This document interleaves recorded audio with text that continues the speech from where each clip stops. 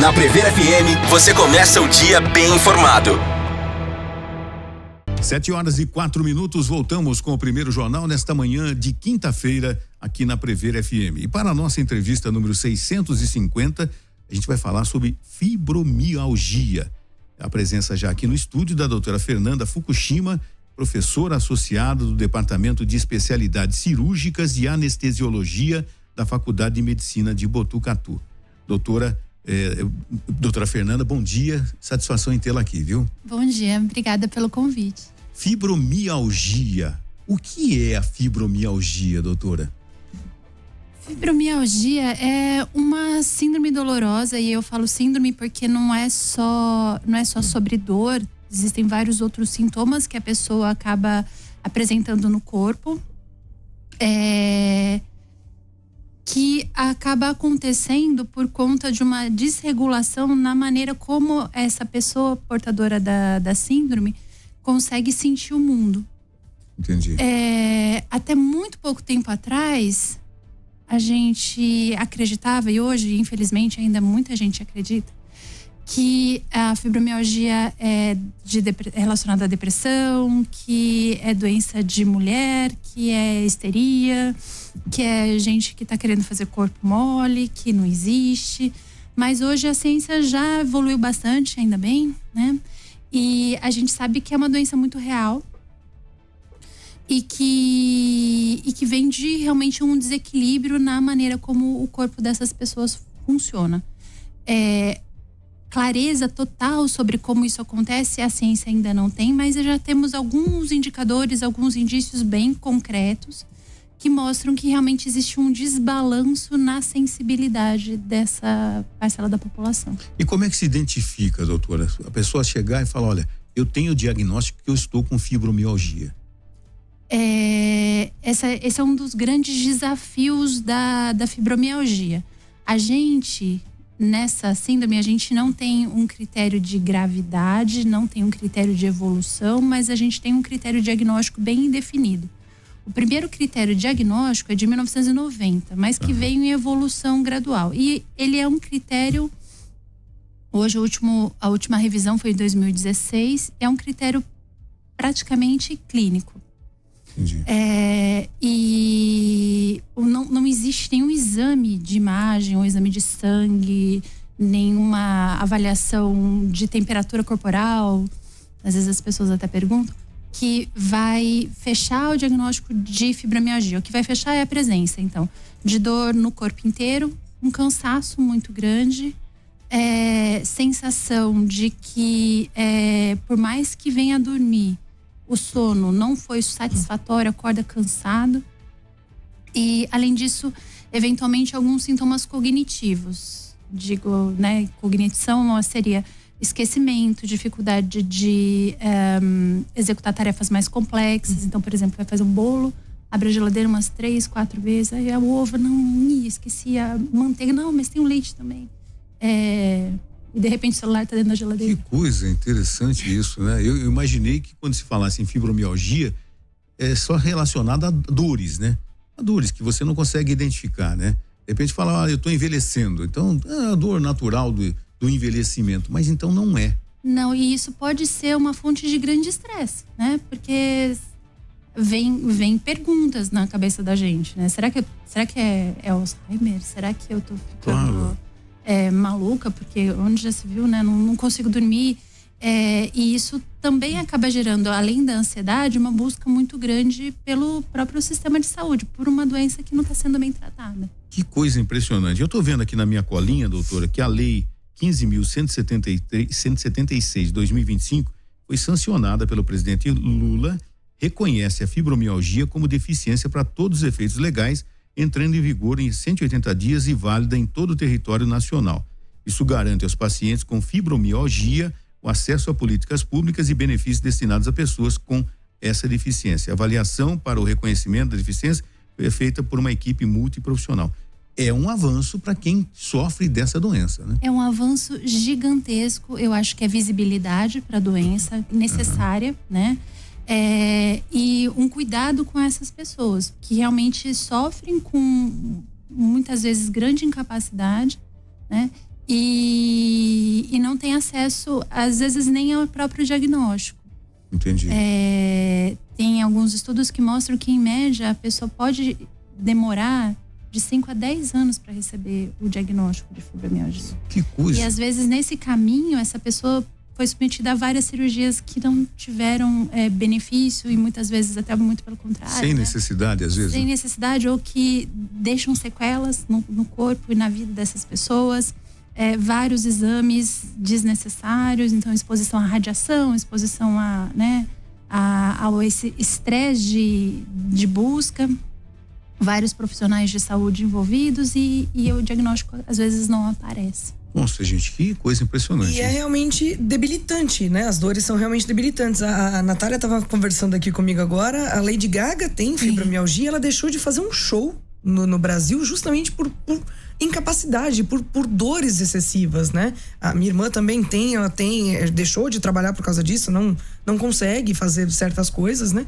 E a minha pergunta é em relação não só a tudo isso, a debilidade, mas o que se sabe em relação à origem da fibromialgia? Se é uma coisa que ao longo da vida, de repente você fazer muito esforço pode ocasionar os gatilhos, né, digamos assim, ou se é uma coisa mais genética. Há algum entendimento em relação a isso? Acho que primeiro é importante a gente pontuar que fibromialgia não é sentença de dor eterna e nem de sofrimento, tortura em vida, né? É uma doença que... E aí essa eu acho que foi até uma das questões que retardou a promulgação da lei, desculpa. Porque ela pode vir, como você mesma disse, em ciclos, em crises. Então, em alguns momentos a pessoa pode estar bem, e que bom, né? Porque imagina ficar mal sempre. Mas ela pode evoluir com crises extremamente incapacitantes que levam prejuízo, inclusive, da capacidade laboral da pessoa. Veja, por exemplo, o exemplo que você mesma deu da Lady Gaga e da sua irmã. E essas crises, elas são geralmente relacionadas ou a uma situação de estresse físico, então uma infecção, alguma coisa que está acontecendo no próprio corpo dessas pessoas, ou ao estresse psicossocial. A gente sabe que as emoções, a dor do corpo e a dor das emoções, elas compartilham caminhos internos que vão da área dolorosa até o cérebro, onde a gente vai sentir. Então, na fibromialgia, como qualquer outra dor de cabeça, que acho que todo mundo que está ouvindo já sentiu dor de cabeça algum dia, né? Se a gente, de repente, tá com dor de cabeça e encontra alguém chato, certamente essa dor de cabeça vai piorar. Vai aumentar. Vai.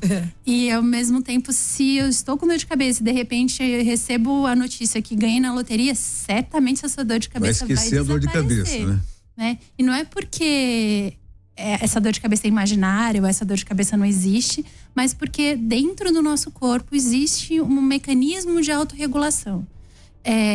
Para a gente funcionar, para a gente conseguir lidar com a vida, lidar com o mundo, lidar com toda essa complexidade. E na fibromialgia, esse mecanismo de regulação ele está prejudicado.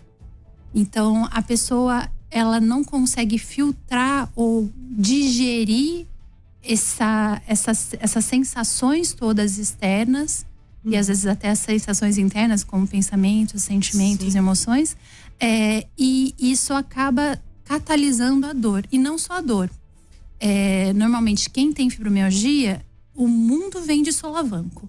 Então, um barulho muito forte, cheiros muito intensos, locais muito lotados, multidões. Isso causa desconforto, não é dor. Mas a pessoa não vai lidar bem com esse tipo de sensação. E às vezes até medicações. A pessoa, a comida, né? Então, comida muito apimentada é aquela pessoa que vai ser sensível ao mundo. E aí a gente consegue modular. Então, eu tenho uma situação que o meu corpo ele não modula direito o mundo. A gente, na fibromialgia, a tentativa, seja com tratamento medicamentoso ou não medicamentoso, é associar coisas que vão ajudar o nosso corpo a lidar com tudo isso. Em termos de tratamento, o que hoje é melhor estabelecido, que a gente sabe que é o tratamento mais efetivo para fibromialgia, inclusive, é um tratamento que é não medicamentoso, que é a atividade física. E muitas vezes, na minha experiência, eu tenho uma experiência até relativamente grande com a fibro. Eu já vi várias histórias de pessoas que eram atletas ou que tinham uma rotina de atividade física muito intensa e levavam a vida muito bem. E no momento que essa atividade física cessa por algum motivo, às vezes um adoecimento, a Covid foi um momento bem marcante, bem pontual nesse processo, a síndrome começa a se manifestar. E não é, de repente, a pessoa tá com dor no corpo inteiro, não, ela vem muitas vezes de pouquinho. Então, hoje é no joelho, ai não, mas hoje é o cotovelo, hoje eu tô com uma dor de cabeça estranha. E a coisa vai caminhando aos pouquinhos. Se a pessoa consegue reengajar na atividade física, muitas vezes ela nem chega a manifestar. Mas quando a pessoa para, ela acaba ficando bastante. Que coisa, né? A gente está recebendo informações aqui realmente impressionantes, né? E quão difícil deve ser o diagnóstico, então, né?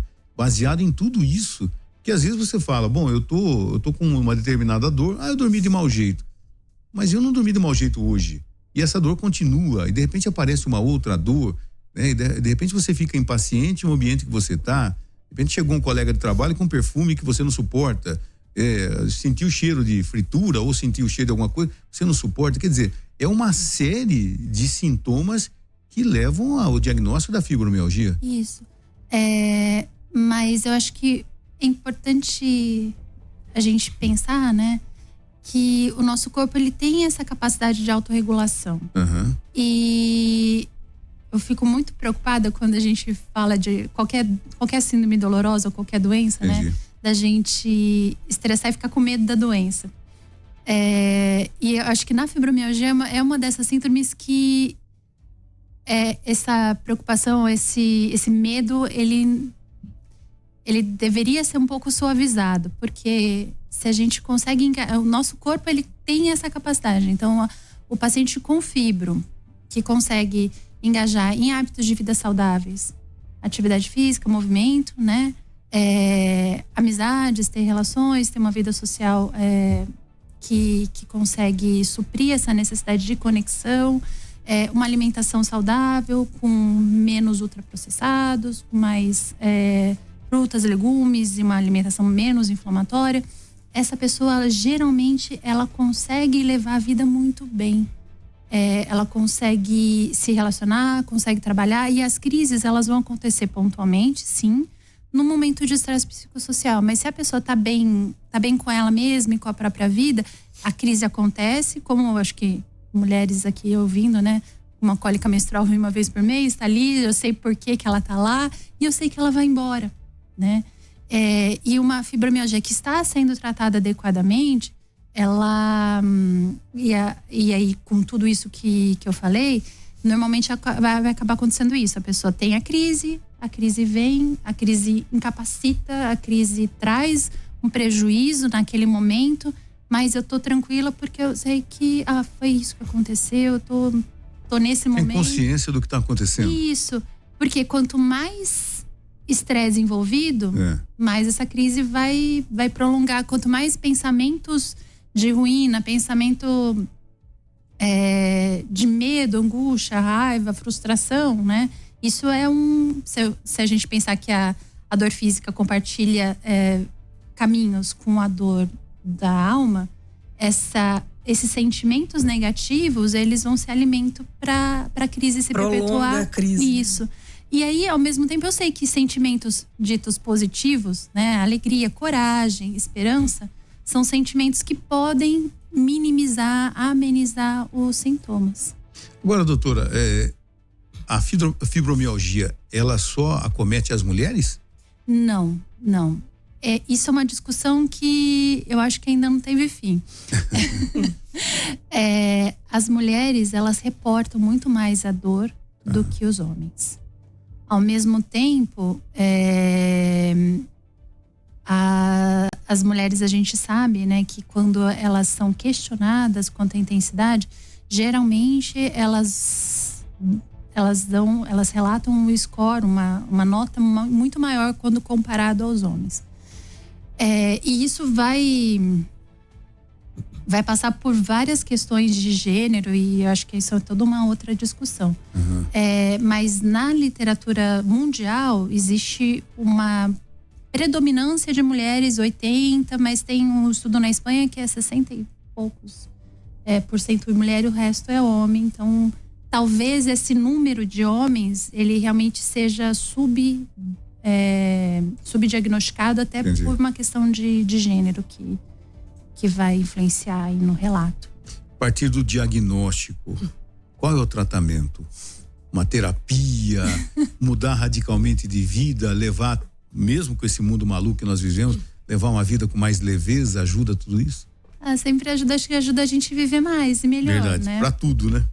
Aquele estudo de longevidade de Harvard, acho que é o mais emblemático, né? Que mostra que você realmente, alimentação saudável, sono adequado, amigos e movimento, isso leva você a envelhecer melhor, previne várias doenças, inclusive o câncer e a demência, por exemplo.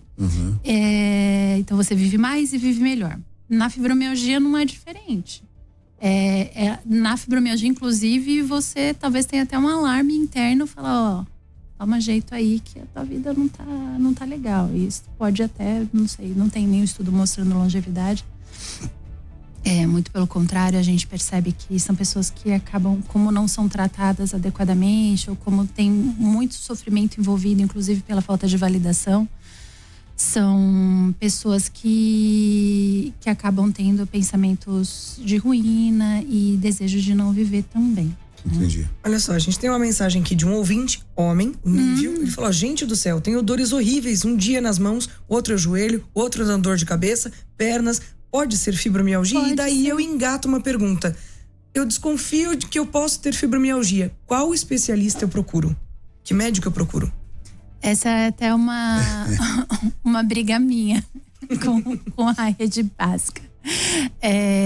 A princípio, a fibromialgia é uma doença de não especialista. É uma doença que deveria ser tratada pelo médico generalista. E na faculdade de medicina a gente tem essa preocupação do aluno desde o segundo ano. Ele sabe que fibromialgia existe. Eu mesma que dou aula, então, né? Aula segundo ano da faculdade de medicina, daqui a pouco começa o módulo.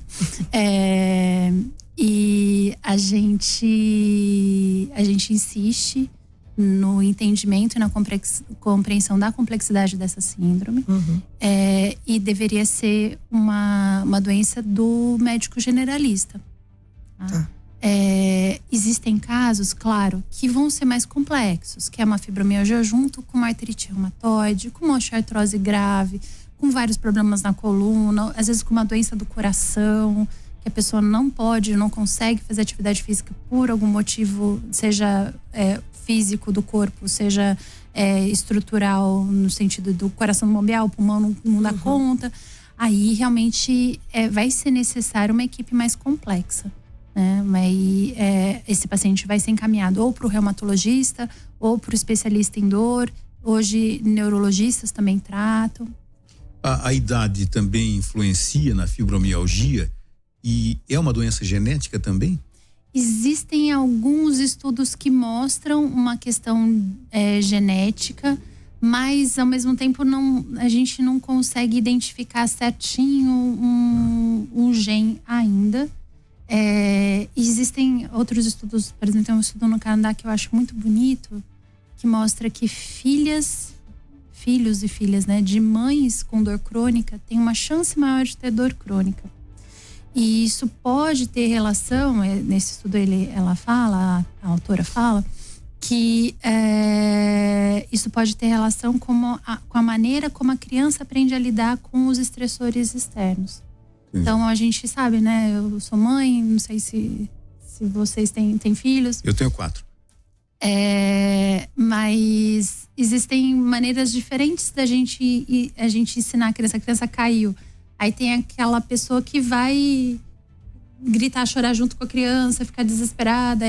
Esse tipo de comportamento, ela tá reforçando o perigo de cair. E possivelmente essa criança vai ter mais medo de se relacionar com o mundo, de andar e tudo mais. Ao mesmo tempo, se a criança cai, você pega a criança e fala, nossa, deixa eu ver. Tá tudo bem, filho, então pode voltar a brincar. A gente deixa essa mensagem de segurança, de tranquilidade, a criança vai se relacionar melhor e vai desenvolver melhor também, né? E esse tipo de experiência no início da vida pode influenciar também a maneira como a pessoa vai vivenciar a dor na fase adulta. Quer dizer, ela aprendeu ali no lar, né? No dia a dia com a família e tal, né? Alguns valores que para ela vai levar para a vida toda. E de repente é um vício que ela pegou da família, né? E que cada um assimila da melhor maneira, ou não assimila, né? Mas aí tem aquela coisa, né? É uma coisa que a gente aprende. Não é uma sentença. Eu posso aprender a me relacionar com o mundo de uma maneira diferente. E aí, se eu consigo notar que esse tipo de situação me gera ansiedade, me gera uma certa angústia, eu posso trabalhar isso, seja em terapia, psicoterapia, seja em terapia física, na fisioterapia, maneiras diferentes de me relacionar e de sentir mais segura em viver nesse mundo. Já existe um percentual de pessoas acometidas pela fibromialgia? Mais ou menos de 2 a 5% da população mundial. Mundial, tá? E a partir do momento que se consiga diagnosticar, a pessoa pode levar uma vida normal ou quase normal? Pode levar uma vida praticamente normal. O fato de conhecer a doença ajuda muito, né, doutora? Eu acho que saber o nome do que você tem, saber o tamanho do inimigo que você tem, com quem você tem que lutar diariamente, né? É o primeiro passo para a gente conseguir encontrar um caminho que seja coerente com a nossa vida, com os nossos valores e tudo mais. Eu acho muito complicado a gente, especialmente em qualquer doença, eu acho, a gente limitar o tratamento a uma opção só. Porque mesmo em situações muito mais corriqueiras, por exemplo, como o diabetes, eu posso ter um paciente que vai se adaptar muito melhor a determinada medicação do que a outra por conta de preferência. Olha, vou falar do diabetes, que acho que é até mais simples. Um paciente que tem, por exemplo, constipação intestinal, tem uma medicação para o diabetes que solta o intestino. Então, às vezes, esse paciente que já é cronicamente constipado, ele vai se adaptar super bem a essa medicação. Aí eu posso ter outro paciente que tem uma tendência a ir mais vezes ao banheiro. E aí esse remédio vai ser uma angústia, uma tragédia. E aí na fibromialgia, que a gente entende que a questão de hábitos de vida, comportamento e maneira como a pessoa se relaciona com o mundo influencia na maneira como a pessoa vivencia a dor em si, né? Ou como ela vive. Não vai ter um caminho só. Vai ter o caminho que aquela pessoa, que vai fazer sentido para aquela pessoa. E aí a importância realmente de ter um profissional de saúde, e aí pode ser o médico generalista, eu acho que é bem razoável, que vai ajudar essa pessoa a encontrar esse caminho. De repente o pessoal que está acompanhando a gente aqui nesse bate-papo, né? E que pairaram agora muitas dúvidas. Inclusive, chegou mais uma pergunta. Vamos lá, uma pergunta então. A Ana Paula falou que está adorando a entrevista, ela tem fibromialgia e ela gostaria de saber se o clima interfere na dor, porque ela sente que no frio as dores dela amenizam bastante. Olha só, né? Normalmente as dores crônicas elas pioram no frio, né? Porque chega a menos sangue nas articulações e tudo mais. E talvez a percepção da Ana Paula seja super legítima, no sentido de talvez o calor para ela seja muito mais incômodo do que o frio. Então, como tem esse desbalanço na sensibilidade, se eu me sinto mais confortável no inverno, eu também prefiro o frio. Vai ser provavelmente um momento que eu me sinto mais disposta e mais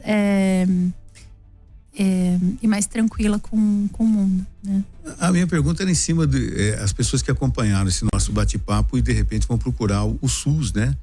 Uma unidade de saúde e tal, né? E o que elas devem de fato reportar.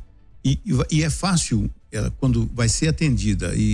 Mas qual é a especialidade? O que você está sentindo para que ela seja de repente encaminhada para um clínico geral, para um médico generalista, né? Esse primeiro passo, a partir da entrevista que fala, gente, eu vou ver se eu tenho isso, né? Como é que ela deve proceder? Ela pode ir à unidade de saúde mais próxima do domicílio dela. Lá vai ter um médico generalista, um médico da família, vai depender da unidade. Existem até inclusive unidades que contam com algum profissional da Faculdade de Medicina e alunos da Faculdade de Medicina que estão na rede hoje. E ela vai reportar o que ela está sentindo, os sintomas que ela observa. E aí cabe ao médico, né, excluir alguma causa que seja mais grave. Então, né, pode ser, por exemplo, mesmo alguns sintomas de Covid ou de uma gripe forte podem se sobrepor aos sintomas da fibromialgia. Até teve uma vez uma paciente, ela estava tentando me descrever como é que era a dor no corpo dela, né? E ela me falou assim, doutora, é como se fosse uma gripe forte que nunca acaba. Eu sinto o meu corpo inteiro parece moído, parece que eu tô com aquela gripe que não vai embora. E até no caso dela tinha começado com realmente uma síndrome gripal e depois evoluiu que nunca mais terminava, né? Entendi. E quando eu vou explicar até pros alunos lá na faculdade, eu dou esse exemplo porque eu acho que pra gente que é profissional de saúde é importante a gente entender o que tá acontecendo ali, né?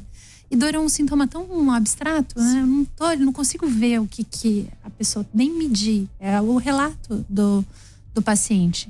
E até eu acho, né, para empatizar, é importante que a gente de alguma vez tenha sentido isso na vida. E eu acho que gripe todo mundo já sentiu, né? Todo mundo já sentiu a indisposição no corpo que a gripe causa, né? Agora imagina, né? Imagina você sentir essa indisposição, esse cansaço. Constante, né? Constante, o dia todo dia, acorda e dorme desse jeito. Essa sensação, gripe forte também, né? A gente deita, dorme 10 minutos, aí você acorda, quer dormir mais e aquilo não descansa.